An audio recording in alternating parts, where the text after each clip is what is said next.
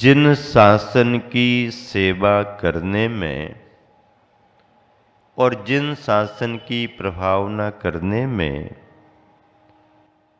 इस सदी में गुरुवर आचार्य विद्यासागर जी का नाम समूचे देश में लिया जाता है, चाहे जैन बंधु हों और चाहे जैनेतर बंधु हों। इस देश में ही नहीं बल्कि विदेशों में भी जो भारतीय हैं वो तो स्मरण करते ही करते हैं। जो इंटरनेट के जमाने से जुड़े हुए विदेशी नागरिक हैं और जिन्हें कोई जिज्ञासाएं होती हैं ज्ञानी विज्ञानियों को समझने की, वह भी आचार्य विद्यासागर जी का परिचय पढ़ते रहते हैं, निकालते रहते हैं। आचार्य श्री का व्यक्तित्व इतना उभर करके जो आया है उसका एक ही कारण है कि उन्होंने जो भी किया अपने लिए किया। क्या? जो भी किया अपने लिए किया। अपने उस करने से अगर किसी का भला होता है तो उसमें उन्होंने कभी रुकावट भी नहीं डाली। हमारा तो काम हो ही रहा है, हमारा काम होते हुए यदि आपको लाभ मिल रहा है तो आपको वंचित नहीं किया जाएगा। लेकिन किसी को लाभ देने के लिए उन्होंने चला करके कोई काम नहीं किए।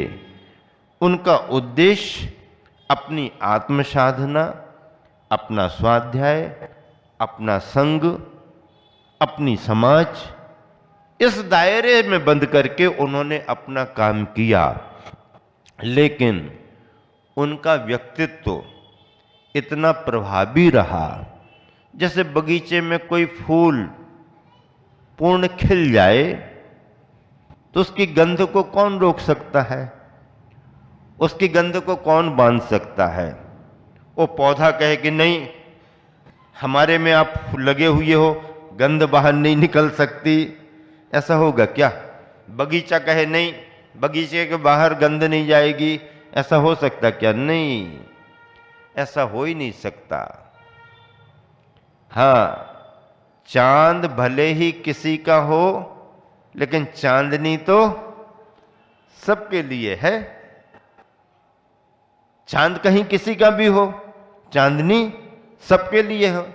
बांसुरी किसी की भी हो, रागनी तो उसकी सबके लिए है। तुम दीप को बांध सकते हो लेकिन रोशनी तो सभी के लिए होती है। हमारा दिया, हमारा दीपक, हमारा चांदी का है, हमारा सोने का है, इनका तो मिट्टी का है। इनका छोटा है, हमारा बड़ा है। करते रहो भेदभाव, लेकिन जब दिया जलेगा तो उजाला किसको मिलेगा?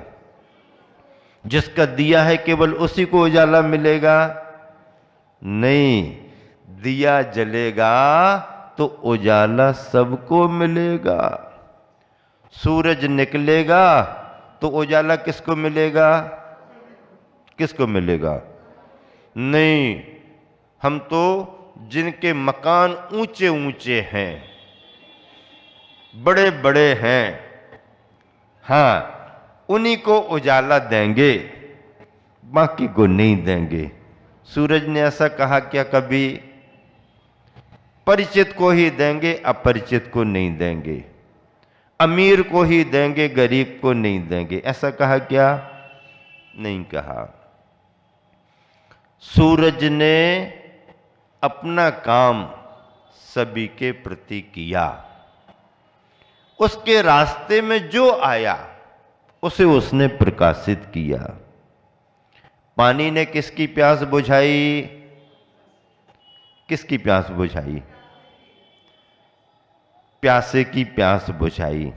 अब प्यासा कौन है? कोई भी हो, देसी हो, विदेशी हो, गोरा हो, काला हो, मोटा हो, दुबला हो, बालक हो, बूढ़ा हो, जानवर हो, पशु पक्षी हो, कोई भी हो, अगर प्यासा है और पानी पीने के लिए आया है और पानी पी रहा है, तो पानी ने उसकी प्यास को बुझाया। पानी ने भेदभाव नहीं किया, पानी ने भेदभाव नहीं किया, सूरज ने भेदभाव नहीं किया, बल्कि सूरज तो यहां तक प्रतीक्षा करता रहता है कि भैया उठो ना, दरवाजा खोलो, और तुम नहीं खोलते दरवाजा। अगर तुम दरवाजा नहीं भी खोल रहे तो सूरज को जहां से भी सुराख मिल जाता है उसमें से भी अपना उजाला अंदर भेजा देता है।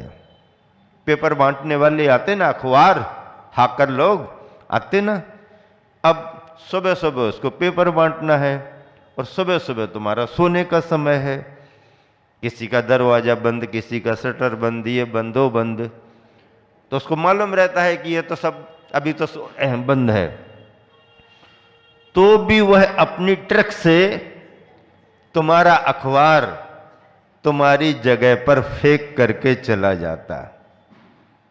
कहीं हमने कई बार देखा सड़क पर निकलते समय ऐसा ऐसा पिंडल बनाया, नीचे से ऐसा फेंकता है कि वो तुम्हारे छज्जे पर जाके गिर जाता है। कोई बाहर से फेंकता है तो दरवाजे पर गिर जाता, कोई शटर लगा रहता वो ऐसा अंदर करता है शटर के अंदर। चलो हमने ये ट्रक बहुत अच्छी है भाई। हाकर को अगर तुम्हारा दरवाजा खुला नहीं भी मिल रहा तो भी वह तुम्हारे अखबार को कहीं ना कहीं से भेजा देता है। सूरज को अगर तुम्हारे खिड़की दरवाजे नहीं भी खुले मिल रहे तो भी वो अंदर भेजा देता।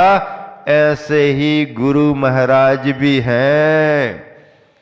हाँ, जरा सी भी गुंजाइश हुई कि हमने अपना धर्म का संस्कार तुम्हारे अंदर डाल दिया, जरा सी गुंजाइश ले जाओ जाओ, हमारा कर्तव्य है। आप इतनी श्रद्धा से आते हो, समय निकाल करके आते हो, तो हमारा समय तो कीमती है ही, तुम्हारा भी समय कीमती है।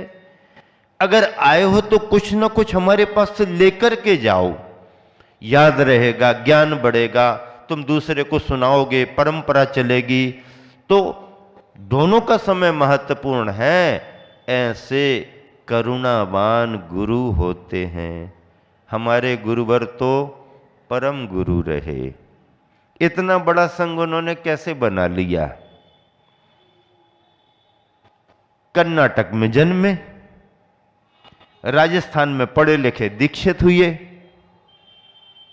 अब राजस्थान और कर्नाटक का क्या संबंध? वहां हरियाली और यहां पर तमातम गर्मा गर्म, वहां पर हरा भरा प्रदेश कर्नाटक और राजस्थान रूखा सूखा रेगिस्तान। क्या संबंध दोनों का? लेकिन कर्नाटक छोड़ करके राजस्थान में ढले। आप देखो कितना उन्होंने संघर्ष किया होगा। हिंदी भाषा आती नहीं, खान पान उनका कर्नाटकी था, राजस्थान में आए, गर्म प्रदेश, रूखा सूखा प्रदेश, गर्मी सर्दी सहन करना, ढल गए। ढले क्यों? क्योंकि उनका लक्ष्य था, लक्ष्य बना करके वो चले। लक्ष्य क्या था? लक्ष्य बाहर की सुविधा नहीं, ज्ञान की पिपासा थी। क्या थी? ज्ञान की पिपासा। और उन्होंने जब पहली नजर में गुरुवर ज्ञान सागर जी को देखा तो उन्हें लगा इन गुरु महाराज के पास हमारी ज्ञान की पिपासा पूरी हो सकती है। पहली नजर में विद्याधर ने गुरुवर ज्ञान सागर को देखा और पहली नजर में ही ज्ञान सागर जी ने युवा,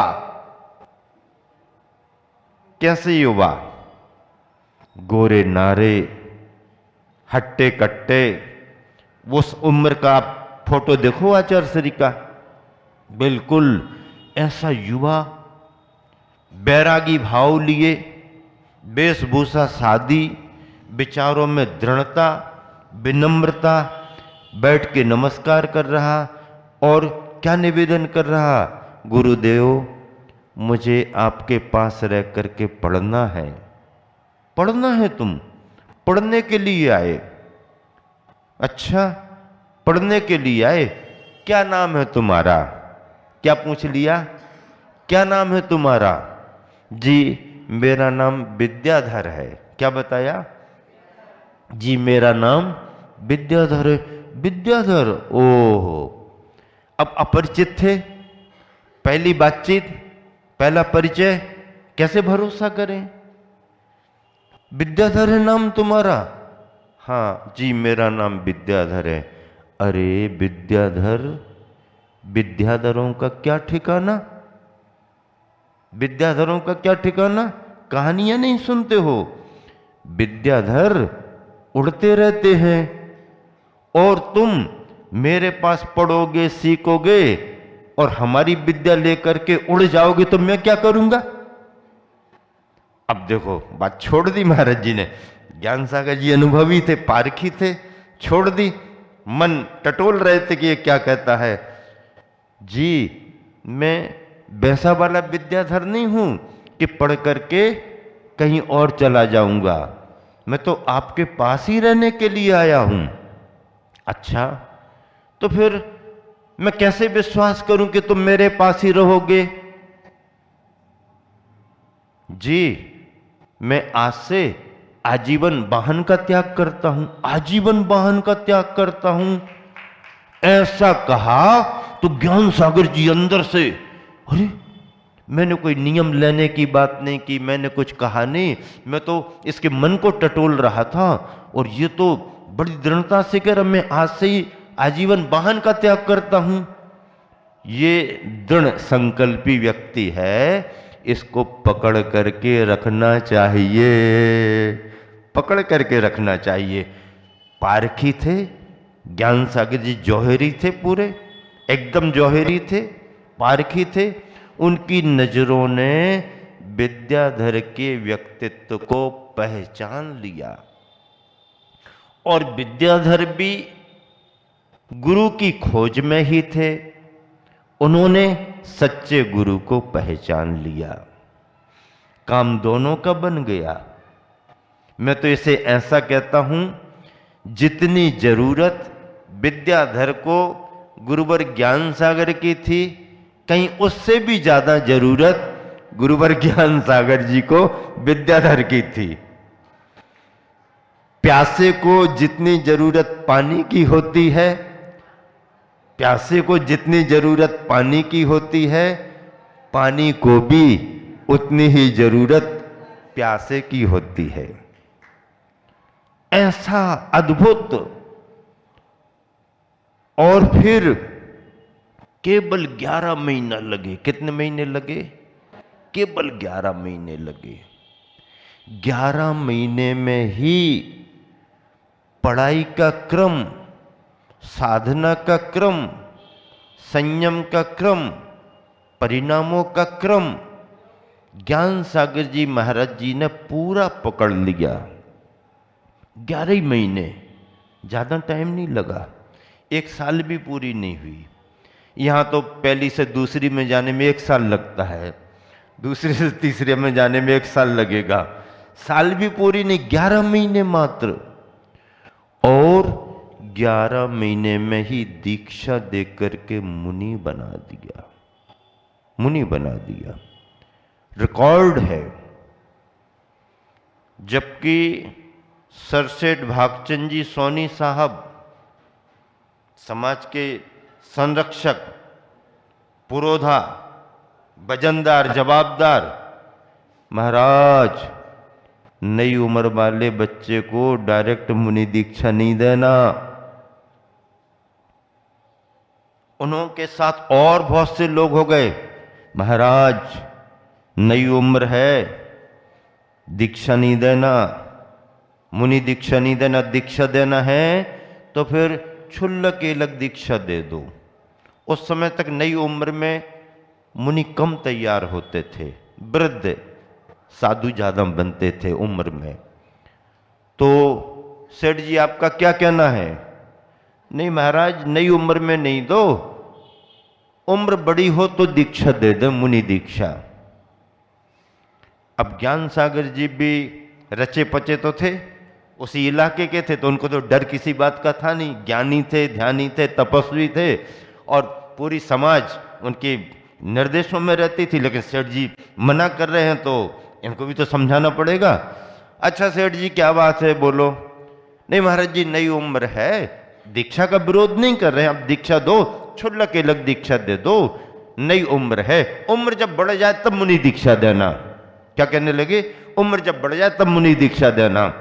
तो ज्ञान सागर जी हंसने लगे, बोले ठीक है सेठ जी, आपके कहने से हम अपना विचार कैंसिल करते हैं, इनको मुनि दीक्षा नहीं देते हैं।